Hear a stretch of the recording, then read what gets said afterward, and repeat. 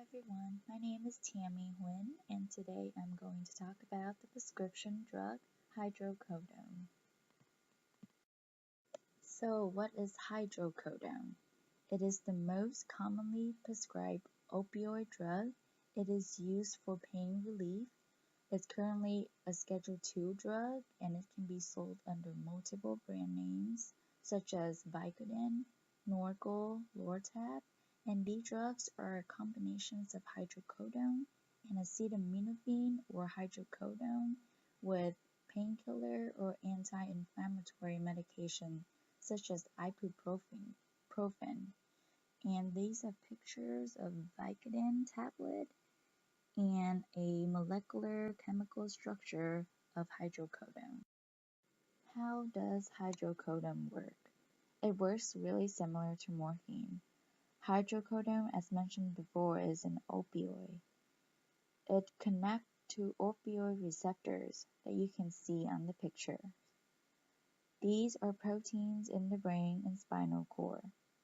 Opioid interfere with pain signals heading to the brain. Hydrocodone create the feeling of euphoria. Hydrocodone, therefore, is prescribed to people who recover from an injury, surgery, or chronic pain caused by other conditions. They are increased sense of well-being, numbness, feeling sleepy, reduced worry, and stress.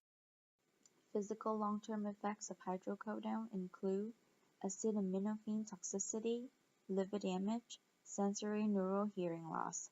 Repeated use of hydrocodone frequently leads to tolerance, so you will need to take more of the drug in order to get the same effect as your body becomes adjusted to the dose or frequency.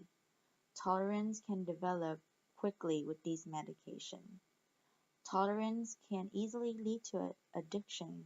Addiction is problematic compulsive drug use that negatively impacts multiple areas of your life. Addiction may be one of the most dangerous long-term effects of hydrocodone use. Hydrocodone is an opiate or narcotic.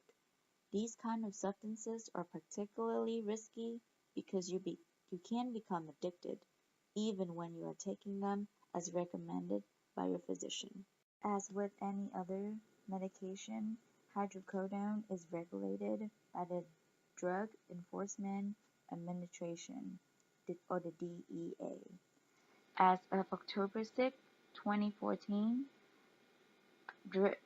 hydrocodone combination products such as Vicodin, Lortab, Norcos are rescheduled from Schedule 3 to Schedule 2. And according to the DEA, a Schedule 2 drugs is a high potential for abuse, with use potentially leading to severe psychological or physical dependence, and is considered dangerous.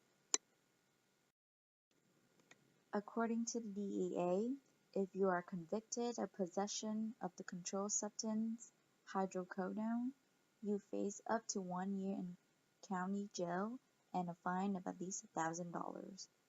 If you are convicted of possession of Vicodin with intent to sell, you could be sentenced to 2, 3, or 4 years in county jail and fined up to $20,000.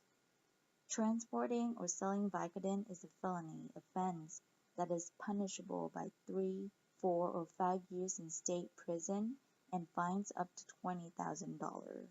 Be aware that if you are illegally transporting Vicodin across 2 or more county lines, you are convicted, you will be facing 3, 6, or 9 years of incarceration along with $20,000 fine.